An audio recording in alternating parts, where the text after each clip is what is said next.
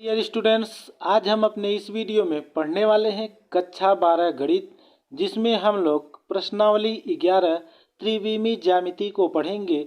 जिसमें हम मात्र 2 क्वेश्चन को अपने इस वीडियो में देखने वाले हैं, जो कि हमारे बोर्ड एग्जाम परीक्षा के लिए बहुत ही महत्वपूर्ण क्वेश्चंस हैं और यहाँ से एक क्वेश्चंस जरूर पूछे जाते हैं।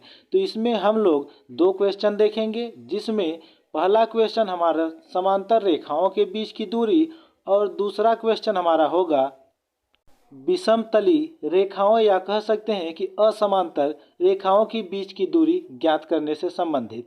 तो आइए हम बिना समय को नष्ट किए हुए चलते हैं अपने क्वेश्चन पे और देखते हैं कि हमारा क्वेश्चन क्या दिया गया है और उन्हें सॉल्व करते हैं। जैसा कि यहाँ पे देख रहे हैं, क्वेश्चन हमारा दिया गया है कि निम्नलिखित दी गई रेखाओं L1 और L2 क्रमशः, यहाँ पे रेखाओं का नामकरण L1 और L2 से किया गया है, जिनके समीकरण हमें दिए गए हैं कि वेक्टर r बराबर i cap plus 2j cap minus 4k cap plus lambda 2i cap plus 3j cap plus 6k cap व वेक्टर r बराबर 3i cap plus 3j cap minus 5k cap plus, यहाँ पे इसे mu पढ़ेंगे और ये bracket में 2i cap plus 3j cap plus 6k cap के बीच की न्यूनतम दूरी ज्ञात कीजिए। यहाँ पे हमें दोनों रेखाओं के समीकरण दिए गए हैं और इन दोनों रेखाओं के बीच की न्यूनतम दूरी हमें ज्ञात करना है। तो यहाँ से क्वेश्चन को सॉल्व करने से पहले हम इस क्वेश्चन से रिलेटेड फार्मूले को पढ़ेंगे और उसी फार्मूले से हम यहाँ पे सीख लेंगे कि हमें कैसे पता चलेगा कि यहाँ पे हमें कौन सा फार्मूला लगाना है। क्योंकि यहाँ पे 2 क्वेश्चन हम पढ़ेंगे, दोनों क्वेश्चन ठीक इसी तरह से देखने को मिलेंगे, लेकिन उसमें थोड़ा सा ही परिवर्तन होगा। उसी परिवर्तन को हम समझते हैं, उसके बाद क्वेश्चन को सॉल्व करते हैं। अब यहाँ से हमारा जो इसमें फार्मूला यूज होगा वह फार्मूला होगा हमारा यहाँ पे कि वेक्टर r बराबर a1, वेक्टर में a1 प्लस, यहाँ पे वेक्टर है वेक्टर a1 प्लस यहाँ से लेमडा वेक्टर b, और यहाँ से वेक्टर r बराबर यहाँ से vector a2 plus mu vector b। ये हमारा फार्मूला होता है।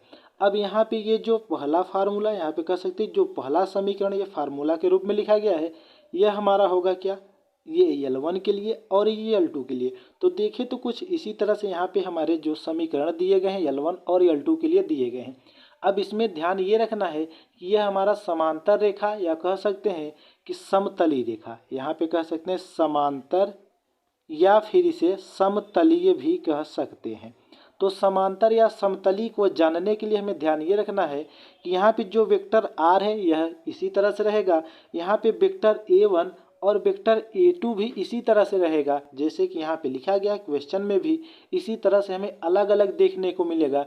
लेकिन जब समांतर या समतली होगा तो यहाँ से जो हमारा लेमडा और यहाँ पे म्यू दिया गया है, इसके बाद वाले जो वेक्टर b के वैल्यू है यह हमारे अगर बराबर होंगे तो वह हमारा समतली या कह सकते हैं कि समांतर रेखा होगी।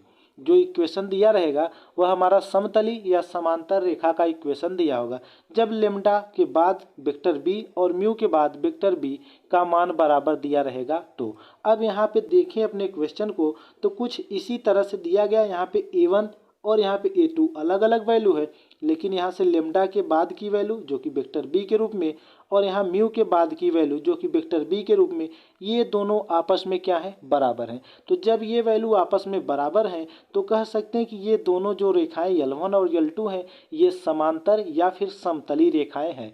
तो यहाँ से जो हम ये दूरी ज्ञात करेंगे तो यहाँ से समांतर रेखाओं के बीच की हमें दूरी ज्ञात करना है। अब यहाँ हमने इक्वेशंस के माध्यम से समझ लिया। अब यहाँ पे इससे रिलेटेड फार्मूला क्या होता है उसके बारे में सीखते हैं और फिर हम क्वेश्चन को सॉल्व करते हैं। तो यहाँ हमारा फार्मूला होता है समतली या समांतर रेखाओं के बीच की न्यूनतम दूरी को d से प्रदर्शित करेंगे। अगर समांतर है तो इसके लिए हमारा फार्मूला होता है यहाँ से इसे हम सारणिक भी पढ़ सकते हैं या फिर मॉड भी पढ़ सकते हैं। ये जब मॉड लगा रहेगा तो मॉड का मतलब ये होता है कि इसका हमें परिणामी ज्ञात करना होता है। परिणामी क्या होता है? इसका आंकिक मान ही इसका परिणामी होता है।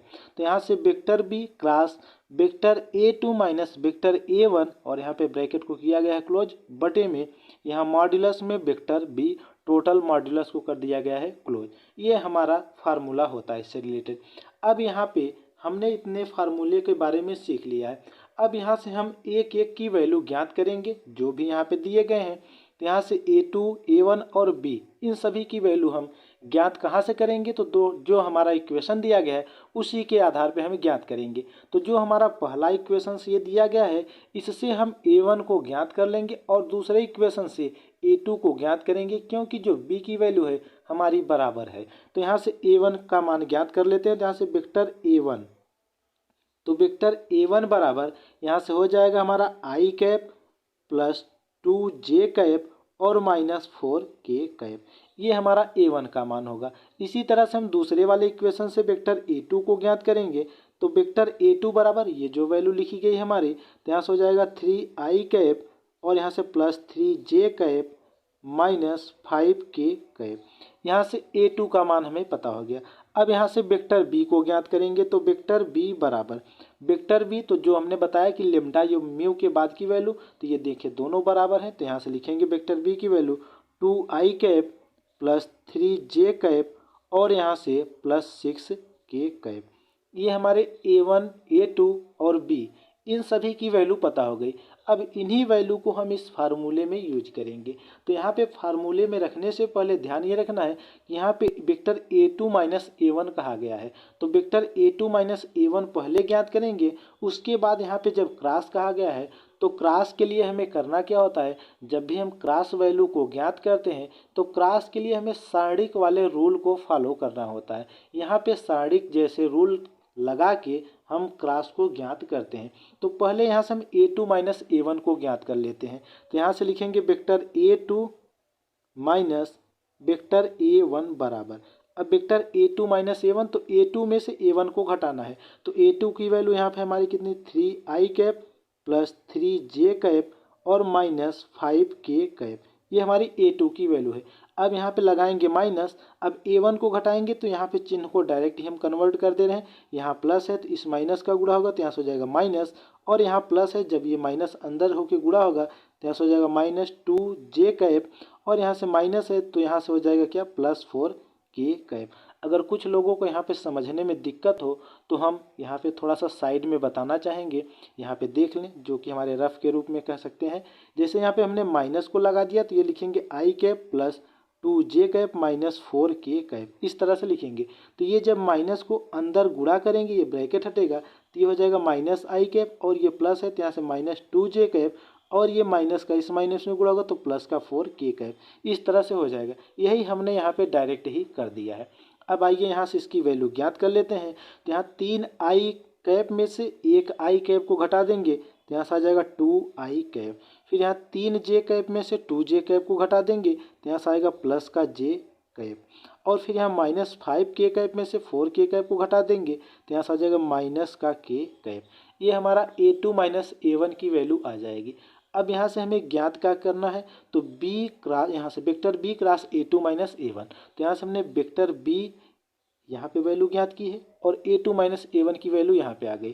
तो यहाँ से हम अब ज्ञात करेंगे वेक्टर B क्रॉस, यहाँ से वेक्टर A2 माइनस यहाँ से वेक्टर A1 को ज्ञात करेंगे। अब यहाँ पे ज्ञात करने के लिए हमने बताया कि सारणिक के जैसा रूल फॉलो करेंगे। तो यहाँ से इस तरह से सारणिक वाले रूल के आधार पे यहाँ से सारणिक बनाएंगे और यहाँ पे लिखेंगे आई कैप, यहाँ पे लिखेंगे जे कैप और यहाँ पे लिखेंगे के कैप। आई जे के हमने इन सभी वैल्यू को लिख दिया। अब आई जे के के बाद करना क्या है? Vector B. तो यहाँ से वेक्टर बी जो आई जे के पहले अंक लिखा गया है उन्हीं को इसके नीचे लिखना है। तो यहाँ से वेक्टर बी, तो वेक्टर बी आई के पहले 2 लिखा गया है तो यहाँ से लिखेंगे 2, यहाँ जे के पहले 3 लिखा गया है यहाँ लिखेंगे 3 और के पहले 6 लिखा गया है यहाँ पे लिखेंगे 6। अब इसी तरह से A2 माइनस A1, तो A2 माइनस A1 की वैल्यू हमने यहाँ पे ज्ञात की है। तो आई के पहले क्या है 2, यहाँ लिखेंगे 2 और यहाँ जे के पहले 1 है, यहाँ पे 1 लिखेंगे क्योंकि यहाँ पे कुछ लिखा नहीं गया है गुणा के रूप में यानी अंक के रूप में, तो यहाँ 1 मान लेंगे। और यहाँ पे देखें तो के पहले माइनस सिंबल लगा तो यहाँ माइनस का 1 मान लेंगे इस तरह से।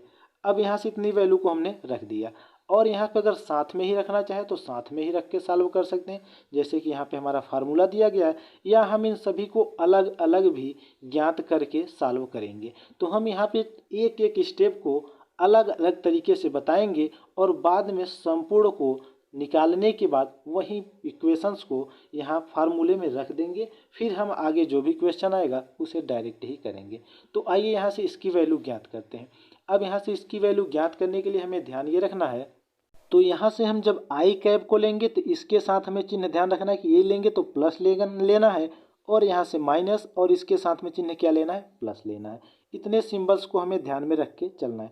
तो जब यहाँ से आई कैप लेंगे तो आई कैप के साथ सिंबल प्लस, तो अब यहाँ पे प्लस को हम दर्शित भी कर सकते हैं, लेकिन बेहतर ये होगा कि जब ये शुरू में होगा तो यहाँ आई कैप के पहले हमें सिंबल प्लस को दर्शित नहीं करना है। अगर माइनस होगा तो माइनस को दर्शित करेंगे। तो यहाँ आई कैप हमने ले लिया और यहाँ से लगाएंगे छोटा वाला ब्रैकेट। अब ध्यान ये रखना है कि जब यहाँ से सारणिक रूल के आधार पे करते हैं तो ये वाला हमारा जो होता है इस तरह से तिरछे तिरछे यानी क्षैतिज में, इसे कहते हैं रो, और ये खड़े खड़े वाले को कॉलम। तो आई कैप ये देखें तो ये वाली हमारी इस तरह से ये वाली जो रो है छूट जाएगी, और जिसमें आई है इस तरह से ये वाली कॉलम भी क्या हो जाएगी, छूट जाएगी। अब बचेगा क्या हमारा, 3 बचेगा, 6 और 1 और -1। तो यहाँ से -1 का 13 गुणा करेंगे 1 में, तो जब -1 का 3 में गुणा करेंगे तो माइनस का 3 आएगा, और फिर यहाँ बीच में लगाते हैं माइनस, और इस 1 का 6 में गुणा करेंगे तो यहाँ से आ जाएगा 6। यहाँ से कर देंगे ब्रैकेट को क्लोज। अब यहाँ से लिखेंगे -j कैप। अब क्योंकि यहाँ पे हमें माइनस लेना है तो -j कैप, और यहाँ से ब्रैकेट लगाएंगे। अब इस बार भी इस तरह से रो छूटेगा और कॉलम में हमारा j वाली वैल्यू छूट जाएगी। तो बचेगा क्या, 2 बचेगा, 6, 2 और -1। यहाँ -1 का 2 में गुणा करेंगे तो माइनस का 2, फिर यहाँ पे लगाएंगे माइनस, 2 का 6 में गुणा करेंगे तो यहाँ से आ जाएगा 12। ब्रैकेट को कर देंगे क्लोज। फिर यहाँ से प्लस, अब के कैप को लेंगे तो यहाँ से के कैप, फिर यहाँ से छोटा ब्रैकेट। अब इस तरह से रो छूटेगा, कॉलम अब के वाला छूट जाएगा, तो बचेगा 2, 3, 2 और 1। 1 का 2 में गुणा करेंगे तो आ जाएगा 2, फिर यहाँ से माइनस, 2 का 3 में गुणा करेंगे तो आ जाएगा 6। इस तरह से आएगा वैल्यू। अब यहाँ पे इसे हम कर लेते हैं सॉल्व। तो यहाँ से सॉल्व करेंगे तो माइनस यहाँ 3 और -6, तो -9 आई कैप हो जाएगा। और यहाँ से इसे जोड़ लेंगे, तो यहाँ से जब जोड़ेंगे तो ये माइनस और ये माइनस, तो 12 में 2 जोड़ेंगे तो माइनस का 14, माइनस का इसमें गुणा हो जाएगा तो प्लस का क्या हो जाएगा, 14j कैप। और यहाँ से इसमें घटा देंगे, तो जब 6 में से 2 को जोड़ेंगे या कह सकते हैं 2 में से 6 को घटाएंगे तो आ जाएगा -4k कैप। इस तरह से ये वैल्यू हमारी आ जाएगी। अब यहाँ पे हमें एक वैल्यू और ज्ञात करना है जो फार्मूले में हमारे लिखे गया है, कि यहाँ से मॉड्यूलस वेक्टर बी। अब यहाँ से मॉड्यूलस वेक्टर बी को ज्ञात कर लेते हैं। ये वैल्यू हमारे यहाँ से इतना प्राप्त हो गई। तो जब यहाँ से मॉड्यूलस वेक्टर बी को ज्ञात करेंगे, अब मॉड्यूलस वेक्टर बी, तो यहाँ से लिखेंगे मॉड्यूलस वेक्टर बी बराबर, तो मॉड्यूलस वेक्टर बी, अब जब यहाँ पे मॉड्यूलस लगा है, ध्यान ये रखना कि मॉड्यूलस का मतलब क्या होता है, परिणामी। तो परिणामी कैसे ज्ञात किया जाता है, तो परिणामी जो आई कैप, जे कैप, के कैप के पहले अंक लिखा होता है उन्हीं का हम वर्ग निकाल लेते हैं और उन्हें रूट के अंदर रख के, जैसा कि यहाँ पे हम लिख दे रहे हैं, यहाँ से रूट लगाएंगे और यहाँ से लिखेंगे वेक्टर बी। तो वेक्टर बी की वैल्यू देखिए तो कितना दिया गया, यहाँ पे 2 आई कैप, तो 2 लिखेंगे, यहाँ से लिखेंगे 2 का वर्ग, फिर यहाँ से रखेंगे प्लस, फिर दिया गया है 3j कैप, तो यहाँ से लिखेंगे 3 का वर्ग, फिर यहाँ से प्लस, आगे दिया गया 6k कैप, तो यहाँ से 6 का वर्ग, इस तरह से रख देंगे। अब इसे ही हम कर लेंगे सॉल्व। तो यहाँ से जब सॉल्व करेंगे 2 का वर्ग आ जाएगा 4, 3 का वर्ग आएगा 9 और 6 का वर्ग आ जाएगा कितना, 36। अब यहाँ से इसे सॉल्व करेंगे तो यहाँ से 9, 4, 13, 13 को अगर 36 में हम जोड़ देते हैं तो यहाँ से आ जाएगा 49। अब 49 देखें तो 7 का वर्ग है, 7 का वर्गमूल है, तो यहाँ से बाहर निकल के आ जाएगा कितना, हमारा 7 आ जाएगा। यहाँ से हमने वेक्टर, ये जो मॉड्यूलस में वेक्टर भी था, इसका मान ज्ञात कर लिया। अब इन सभी वैल्यू को हम कहाँ रखेंगे, अपने फार्मूले में। तो आइए फार्मूले में रख के ज्ञात करते हैं। तो यहाँ से लिखेंगे डी बराबर, यहाँ से मॉड्यूलस में vector B cross vector A2 minus vector A1, यहाँ से ब्रैकेट क्लोज, बटे मॉडुलस में वेक्टर बी, यहाँ से होल मॉडुलस। अब होल मॉडुलस का मतलब ये है कि हमें इन सभी वैल्यू में जहाँ भी आई कैप, जे कैप, के कैप दिखेगा उसका भी हमें परिणामी ज्ञात करना होगा। तो कह सकते हैं कि यहाँ पे a2 माइनस a1 और वेक्टर बी क्रॉस, यहाँ से vector B cross a2 minus a1 का वैल्यू हमने यहाँ पे ज्ञात किया, तो इसका भी हमें मॉडुलस ज्ञात करना होगा। तो यहाँ से मॉडुलस हम ज्ञात करेंगे, तो यहाँ से आप लोग मॉडुलस इसी तरह से ज्ञात करके देख लेना, क्योंकि अब यहाँ पे हम डायरेक्ट ही वैल्यू को पुट करने वाले हैं। तो जब इन सभी की वैल्यू को मॉडुलस ज्ञात करेंगे तो यहाँ से आ जाएगा टोटल रूट में 293 और बटे में वेक्टर बी जो हमने ज्ञात किया मॉडुलस में, तो कितना आया, 7 आया है। तो यहाँ से आ जाएगा हमारा रूट में 293 बटे में 7। तो यही हमारे इस क्वेश्चन का आंसर होगा। तो आप लोगों को यह क्वेश्चन तो ज़रूर से ज़रूर समझ में आया होगा। हालांकि वीडियो थोड़ा लॉन्ग है, लेकिन हमने बहुत ही बेहतरीन तरीके से समझाने की कोशिश की है। आइए अब चलते हैं इसी तरह से अपने नेक्स्ट क्वेश्चन पे, जो कि हमारा असमांतर रेखाएं या कह सकते हैं कि विषम तली रेखाओं के बीच की दूरी ज्ञात करने से संबंधित है। क्वेश्चन हमारा दिया गया है कि दो रेखाओं L1 और L2 के बीच की न्यूनतम दूरी ज्ञात कीजिए जिनके सदिश समीकरण हैं। वेक्टर r बराबर आई कैप प्लस जे कैप प्लस लेमडा छोटे ब्रैकेट में 2i cap minus J cap plus के कैप छोटा ब्रैकेट यहाँ पे क्लोज किया गया है। वह वेक्टर r बराबर 2i कैप प्लस जे कैप माइनस के कैप प्लस म्यू ब्रैकेट में 3i cap minus 5j cap plus 2k cap और फिर यहाँ पे ब्रैकेट को क्लोज किया गया है। ये हमारे दो रेखाओं L1 और L2 के जो है सदिश के समीकरण दिए गए, यानी सदिश समीकरण। तो सदिश समीकरण दिए गए हैं और यहाँ पे इनके बीच की न्यूनतम दूरी ज्ञात करना है। इससे पहले हमने फर्स्ट वाले क्वेश्चन में सीखा कि जो बीच की दूरी ज्ञात करनी थी वह दो समांतर या कह सकते हैं कि समतली रेखाओं के बीच की दूरी थी। अब इसमें हमें जो ज्ञात करना है वह विषम तली रेखाओं या कह सकते हैं कि असमांतर रेखाओं के बीच की दूरी ज्ञात करना है। तो हम जानेंगे कैसे, जैसे हमने पहले क्वेश्चंस में सीखा उसी तरह से इसे भी जानेंगे कि यह हमारा विषम तली होगा या फिर समतली। तो यहाँ से a1 और a2 वैल्यू हमारी अलग अलग रहेगी। हमने यही बताया कि लेमडा और म्यू के बाद की वैल्यू अगर बराबर होगी तो समांतर या समतली होगा, अगर चेंज होगी तो वह असमांतर या विषमतली होगा। बस इसी पे हमें फोकस करना है। तो यहाँ से देख लें वैल्यू, तो a1 की वैल्यू अलग है और a2 की वैल्यू भी अलग है यहाँ पे।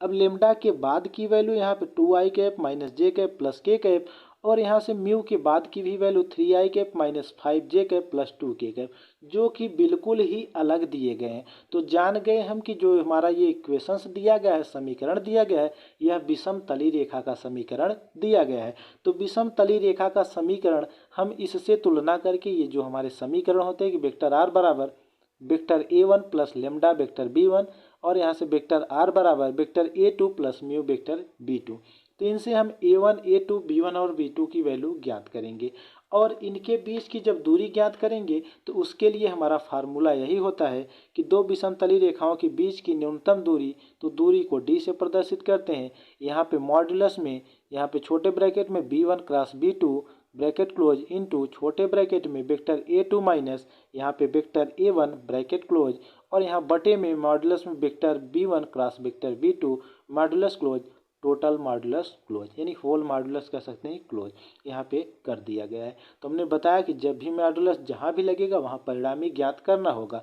तो आइए यहाँ से हम इस इक्वेशन से इसकी तुलना करके यहाँ से a1, a2, b1, b2 को ज्ञात कर लेते हैं। तो यहाँ से पहले इक्वेशन से तुलना करके यहाँ निकाल लेते हैं। तो वेक्टर a1 बराबर, तो वेक्टर a1 तो जो लेमडा के पहले की वैल्यू है, तो लेमडा के पहले की वैल्यू है आई कैप प्लस जे कैप, ये हमारा a1 है। अब इससे b1 को ज्ञात करेंगे तो वेक्टर b1 बराबर, तो वेक्टर b1 बराबर क्या हो जाएगा हमारा, जो ब्रैकेट में वैल्यू है 2i cap minus J cap और प्लस का के कैप। और इसी तरह से दूसरे इक्वेशन से वेक्टर a2 ज्ञात करेंगे तो वेक्टर a2 बराबर हो जाएगा 2i कैप प्लस जे कैप माइनस के कैप। और यहाँ से फिर हम वेक्टर b2 को ज्ञात करेंगे तो वेक्टर b2 म्यू के बाद वाली ब्रैकेट की वैल्यू, तो यहाँ से हो जाएगा वेक्टर b2 बराबर 3i cap minus 5j cap plus 2k cap. ये हमारी टोटल वैल्यू हमें पता हो गई। अब इन्हीं वैल्यू को हम इस इक्वेशन में रख के इस जो यहाँ पे हमारा फार्मूला दिया गया इस फार्मूले में रख के सॉल्व कर लेंगे। अब हम यहाँ से एक एक इक्वेशन को अलग अलग पहले ज्ञात कर लेते हैं, उसके बाद हम फार्मूले में रखेंगे। तो पहले यहाँ से हम b1 क्रॉस b2 को ज्ञात कर लेते हैं। तो यहाँ से लिखेंगे vector b1 cross vector b2 बराबर, यहाँ से बनाएंगे सारणिक जिसे मॉडुलस कहते हैं। यहाँ पे लिखेंगे आई कैप, यहाँ पे जे कैप और यहाँ पे के कैप रखेंगे। और यहाँ b1 b2 के जो गुणांक हैं तो b1 और b2 के गुणांक क्रमशः लिखेंगे। तो 2 माइनस 1 और 1, यहाँ से लिखेंगे 2 माइनस 1 1। अब b2 के यहाँ से 3 माइनस 5 और 2, यहाँ से लिखेंगे 3 माइनस 5 और यहाँ पे रख देंगे 2। अब यहाँ से सॉल्व करेंगे तो पहले हम आई कैप को लेंगे। ध्यान ये रखना कि जब आई जे के को लेंगे तो इस तरह की वैल्यू हमेशा छूट जाएगी, यानी आई जे के हमेशा छूटेगा। और जब आई लिखेंगे तो आई के नीचे की छूटेगी, जे लिखेंगे तो जे के नीचे की छूटेगी, के लिखेंगे तो के की नीचे की छूट जाएगी। इसी तरह से रखना है। तो यहाँ से पहले वाले को प्लस के साथ, दूसरे को माइनस और तीसरे वाले को प्लस रखना है। तो यहाँ से ले लेते हैं हम आई कैप को, तो आई कैप लिखेंगे। अब ऐसे भी वैल्यू छूटेगी आई के नीचे वाली, तो यहाँ बचेगा माइनस 1 और 1, यहाँ माइनस 5 और 2, 2 का माइनस 1 में गुणा करेंगे तो आ जाएगा माइनस का 2, और यहाँ बीच में करना होता है माइनस। अब ये माइनस 1 का 5 माइनस 5 का 1 में गुणा करेंगे तो माइनस 5 आएगा, और यहाँ पहले से ही माइनस है तो माइनस का माइनस में गुणा होकर क्या हो जाएगा प्लस का 5। और फिर यहाँ लिखेंगे माइनस, अब जे की वैल्यू लेंगे तो जे कैप माइनस में लेंगे, यहाँ पे ब्रैकेट लगाएंगे। अब जे के नीचे की वैल्यू छूट जाएगी और इस तरह से तो बचेगा 2 1 3 2, 2 का 2 में गुणा करेंगे 4, फिर यहाँ से माइनस 3 का 1 में गुणा करेंगे तो यहाँ से आ जाएगा 3, ब्रैकेट को कर देंगे क्लोज, प्लस के कैप, क्योंकि हमने यही बताया कि आई के साथ प्लस, जे के साथ माइनस और के साथ प्लस। अगर यहाँ पे जो भी वैल्यू ले रहे हैं अगर पहले आ रही है प्लस वैल्यू है तो यहाँ प्लस सिंबल को नहीं यूज करेंगे, अगर माइनस होगा तो यहाँ माइनस को यूज करेंगे। अब यहाँ से के कैप को हमने लिया तो के के नीचे की वैल्यू छूटेगी, इस तरह से बचेगा 2 माइनस 1 3 और माइनस 5, माइनस 5 का 2 में गुणा करेंगे तो माइनस का 10, फिर यहाँ से लगाएंगे माइनस। अब 3 का माइनस 1 में गुणा होगा तो माइनस 3, और यहाँ पहले से ही माइनस है तो माइनस माइनस हो जाएगा प्लस का 3। अब यहाँ से इसे सॉल्व कर लेते हैं। तो यहाँ से आ जाएगा, यहाँ से घटा देंगे तो यहाँ से आ जाएगा 3 आई कैप, और यहाँ 4 में से 3 को घटाएंगे तो 1 आएगा, और यहाँ माइनस है तो माइनस जे कैप, क्योंकि 1 का जे में गुणा करेंगे तो जे ही आएगा। और फिर यहाँ से इसे सॉल्व करेंगे तो यहाँ से जब इसे घटा देंगे तो यहाँ से आ जाएगा माइनस 7 के कैप। यहाँ से हमने vector b1 cross vector b2 की वैल्यू को ज्ञात कर लिया। अब यहाँ से a2 minus a1, vector a2 minus a1 को भी ज्ञात कर लेते हैं। तो यहाँ से लिखेंगे vector a2 minus vector a1 बराबर, तो वेक्टर a2 की वैल्यू है हमारी आई कैप प्लस जे कैप, यहाँ से फिर माइनस है माइनस लगाएंगे, वेक्टर a2 सॉरी यहाँ पे a1 की वैल्यू हमने लिख दिया, यहाँ पे a2 लिखेंगे तो a2 की वैल्यू है कितना 2 आई कैप प्लस जे कैप माइनस के कैप, और यहाँ से लगाएंगे माइनस। अब a1 की, वेक्टर a1 की वैल्यू लिखेंगे तो वेक्टर a1 की वैल्यू है आई कैप और यहाँ से प्लस का जे कैप। अब यहाँ से इसे सॉल्व करेंगे तो यहाँ से हो जाएगा 2 आई कैप प्लस जे कैप और यहाँ से माइनस के कैप, फिर यहाँ से इसका मल्टीपल कर देंगे तो यहाँ से हो जाएगा माइनस आई कैप और यहाँ से मल्टीपल होगा तो माइनस का जे कैप आ जाएगा। अब यहाँ से सॉल्व करके a2 और a1 का मान, यहाँ से vector a2 minus vector a1 का मान ज्ञात कर लेते हैं। अब यहाँ से सॉल्व करेंगे तो यहाँ से 2i में से i घट जाएगा तो यहाँ से आ जाएगा आई कैप, और यहाँ जे कैप है और यहाँ माइनस जे कैप, तो ये जे कैप प्लस और माइनस हो जाएंगे कैंसिल, और यहाँ से बचेगा कितना हमारा, तो यहाँ से बचेगा माइनस का के कैप। ये हमारा a2 और a1 का मान ज्ञात हो गया। अब a2 और a1 मान हमने ज्ञात कर लिया तो यहाँ से vector b1 cross vector b2 का मॉड निकालना है। तो ये मॉड को हमने बताया है, आप भी उसी तरह से मॉड को ज्ञात कर लेना। अब यहाँ पे हम अपने फार्मूले में इन सभी वैल्यू को पुट करेंगे तो यहाँ से लिखेंगे d बराबर, अब d बराबर तो यहाँ से इनका मान रखेंगे। तो जब यहाँ से मान रखेंगे तो ध्यान ये रखना है कि यहाँ पे जो वैल्यू हमारी दी गई है वह वैल्यू हमारी, तो यहाँ से vector b1 cross vector b2, तो vector b1 cross vector b2 की वैल्यू आई हमारी 3 आई cap minus J cap minus 7 के कैप। ये हमारा आ गया है vector b1 cross vector b2, और a2 माइनस a1 की वैल्यू आई हमारी आई कैप माइनस के कैप। यहाँ से ब्रैकेट करेंगे क्लोज, यहाँ से मॉडुलस क्लोज, और यहाँ से बटे में vector b1 cross vector b2, तो यहाँ से vector b1 cross vector b2, तो तो यहाँ से इसका वैल्यू यह आया है। तो यहाँ से vector b1 cross vector b2 अगर ज्ञात कर लेते हैं मॉडुलस के रूप में, तो यहाँ से अगर ज्ञात करते हैं तो पहले एक बार हम लिख ही देते हैं कि यहाँ से 3i cap minus J cap plus minus 7k cap यहाँ पे मॉडुलस में रख दिए। अब इसे सॉल्व करेंगे तो यहाँ से आ जाएगा d बराबर, अब यहाँ से d बराबर, अब यहाँ से गुणा करना है हमें, तो गुणा करेंगे तो यहाँ से 3i का i में गुणा होगा। ध्यान ये रखना है कि हमें सभी में न करके, सिर्फ ध्यान ये रखना है कि हमें सभी में न करके गुणा i का i में करेंगे, j का j में और k का k में करेंगे। अब क्यों करेंगे ये हम अभी बताएंगे, लेकिन इससे पहले थोड़ा सा हमें एक स्टेप और समझना है। पहले यहाँ पे गुणा करके देख लेते हैं। यहाँ से i का पहले टोटल में हम कर देते हैं गुणा, तो यहाँ से हो जाएगा 3i कैप इंटू आई कैप, फिर यहाँ से माइनस है माइनस, यहाँ से जे कैप इंटू आई कैप, फिर यहाँ से माइनस है माइनस 7k कैप इंटू आई कैप, इस तरह से रखेंगे।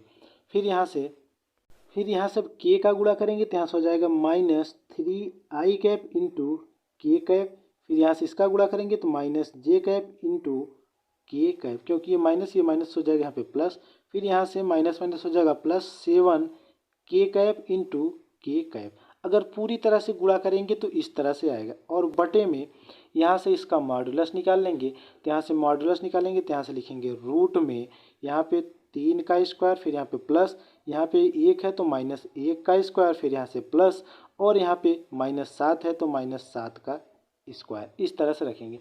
अब हमने बताया कि सिर्फ इसका i का i में और k का k में गुणा करने के लिए इसलिए कहा क्योंकि यहाँ पे कुछ खास रोल भी सदिश के होते हैं, लेकिन हमने यहाँ पे गुणा इसलिए किया है ताकि आप लोगों को आगे के क्वेश्चंस में कोई भी दिक्कत ना हो, क्योंकि हम लोग जानते हैं कि गुणा हमने जिस तरह से पढ़ा है गुणा को उसी तरह से ही करेंगे, इसलिए हमने यहाँ पे पूरे डिटेल में बताया है। लेकिन आप लोगों को यह भी सलाह दे रहे हैं कि आप लोग जब भी करना तो डायरेक्ट ही आई का आई में, जे का जे में और के का के वाले में ही करना।